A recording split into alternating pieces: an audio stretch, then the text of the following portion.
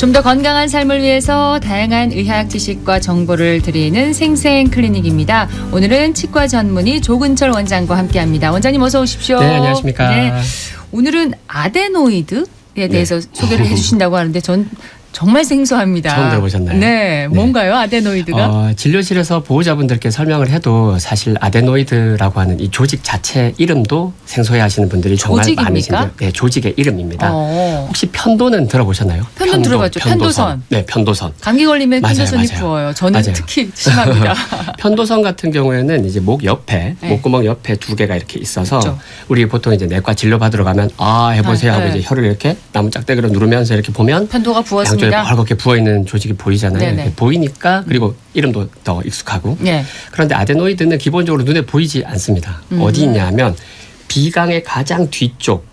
우리가 하고 봤을 때 보이는 목젖 저 뒤쪽에 있거든요. 네. 그러니까 우리 예전에 코로나 검사 한참 할 때 길쭉한 면봉을 코에 쭉 끝까지 넣으면 딱 끝에 닿는 네네. 거기가 아데노이드입니다. 그러다 보니까 일단 기본적으로 이름 자체를 너무 생소해 하시는 분들이 많은데 네.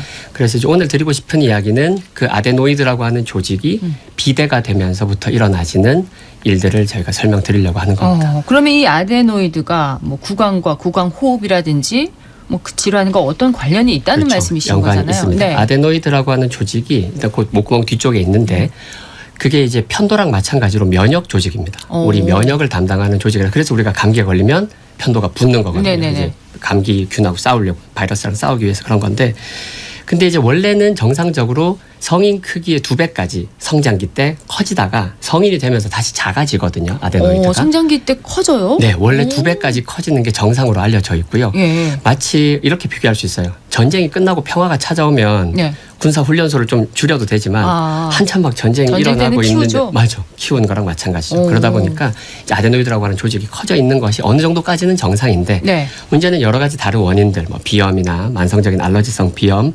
등등이 복합되면서 이제 그게 더 과도하게 부어버리면 결국은 비강과 인후를 연결하는 그 통로가 막혀버리고 좁아지고 거의 막히다시피 하게 되면 아이들이 코로 숨을 쉴 수가 없게 되는 겁니다. 그래서 결국은 구조적인 문제로 인해서 해부학적인 조직의 문제로 인한 어쩔 수 없는 구호흡이 발생되게 되고 그 구호흡이 모든 문제들을 사실 이제 이끌어내게 되는 거죠. 구호흡이요? 입으로 숨을 쉬는 거. 입 구자를 써서 비호흡, 구호흡 이렇게 코로 쉬기 힘들어서 입으로 맞아요. 숨을 쉬는 원래는 기본적으로 저희가 코로 숨을 쉬는 게 정상적이고 비호흡이 정상이고 뭐 가끔 달리기를 하거나 어쩔 수 없으면 이렇게 입으로 숨을 쉬지만 기본적으로는 코로 숨을 쉬어야 되는데 그렇게 구조가 막혀 있고 하면 코로 숨을 못 쉬게 되고요.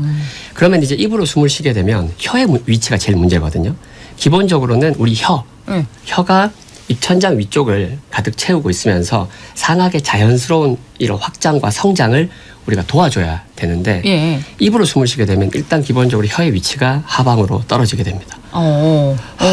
이러고 숨을 쉬어야 되니까. 입을 계속 또 벌려. 그렇죠. 입을 약간 벌리고 있고 혀가 밑으로 떨어지게 되면 상악이 자연적인 성장을 하지 못하게 되고 좁아지고 깊어집니다.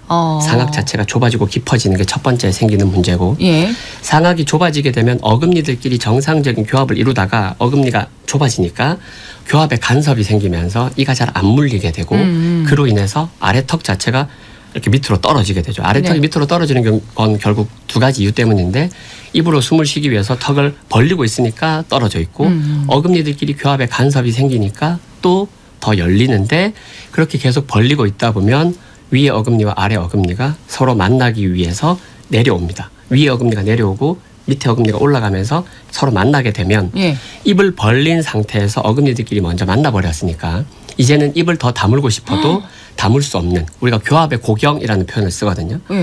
안 다물어도 이게 더 이상 안 다물어지는 거죠.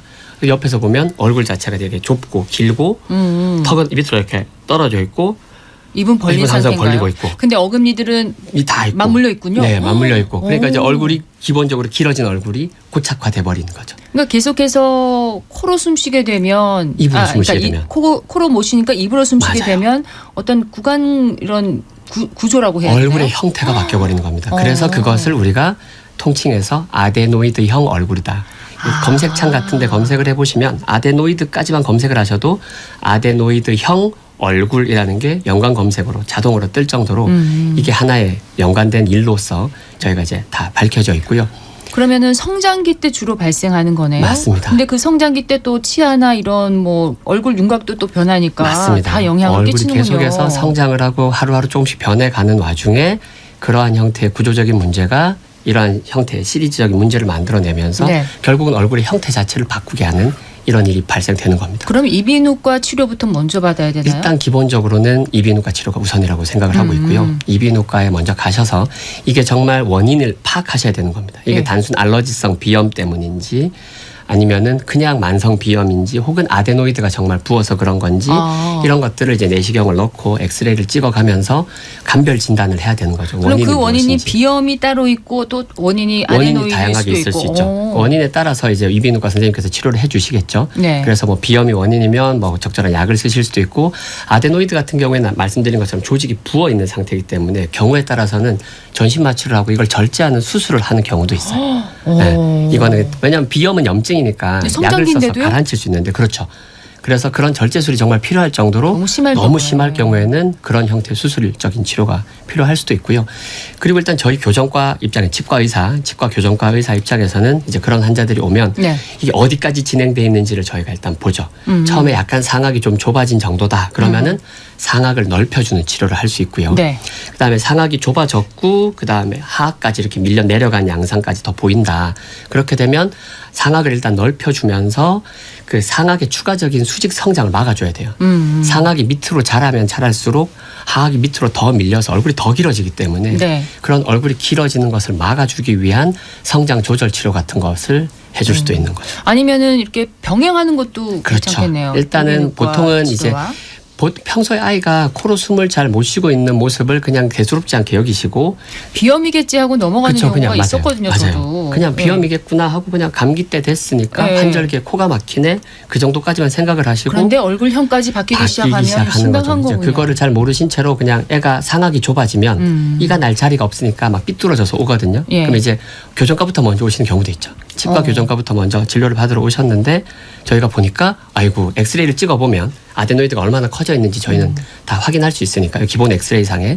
그래서 엑스레이 상에서 아데노이드의 크기도 보고 그리고 아이의 악궁 크기라든지 이런 전체적인 상황을 판단을 한 다음에 네. 그리고 이제 어머니께 이제 이 아데노이드형 얼굴에 대한 전체적인 결과를 설명을 드리고서 이비인후과를 일단 가보시라. 이비인후과도 가시면서 이비인후과에서는 비호흡을 원활하게 할 수 있게 코를 뚫어주시는 역할을 해주시는 거고 저희는 이제 그로 인해서 생겼던 문제들을 이제 수습을 하는 거죠. 근데 진짜 그 입을 이렇게 다물지 못할 정도면은 좀 심각한 그렇죠. 변형이 있을 수 네. 있으니까 맞아요. 병행을 하는 것도 제일 좋은 방법이라고 생각합니다. 근데 성장기가 다 지난 상황인데 이게 만약에 심하게 이렇게 비틀어져 있으면 만약에 어떡하나요? 성장은 다 끝났고 저희가 개입할 여지가 일단 더 이상 없게 돼 있는 상황이라면 뭐 이제 성인 환자다 연구치열이 다 완성됐다 이러면 네. 그냥 악궁을 확장하고 적당한 범위 안에서 그냥 치열 교정만 해주는 경우도 있고 그 아데노이드형 얼굴이 너무 심해서 외형적으로 봤을 때 심미적으로 너무 좀 안 예쁘고 예. 그런 상황이라면 양악을 동반한 양악 악교정 수술 이게 양악 수술이라고 보통 흔히들 아실 텐데 네. 턱 수술까지도 고려해 볼 수가 있습니다. 자, 오늘 말씀해 주신 아데노이드형 얼굴에 네. 대해서 가장 강조해 주고 싶으신 내용이 있다면 일단은 기본적으로 아이들이 입으로 잘 때 입 잠깐 벌리고 자는 거야 너무나 자연스러운 건데 네. 평상시에 계속해서 애가 입을 벌리고 입으로 주로 숨을 쉬는 것 같다라고 하면 어머니들께서 그거를 꼭 놓치지 마시고 네. 캐치를 하셔서 교정과와 이비인후과를 동시에 진료를 받으시면서 다 제대로 치료를 받으시면 협진을 잘 받으신다면 네. 아이의 얼굴이 매일매일 조금씩 바뀝니다. 그 매일매일 조금씩 바뀌어가는 그 얼굴이 예쁘고 건강한 방향으로 자랄 수 있도록 조금 더 신경 써주시면 좋겠다. 얼굴도 자세하게 보면서 좀 관찰을 해야 맞습니다. 되겠네요. 네. 예. 좀 봐줘야 됩니다. 오늘 새로운 것을 알았습니다. 생생클리닉 치과 전문의 조근철 원장과 함께했습니다. 원장님 고맙습니다. 감사합니다.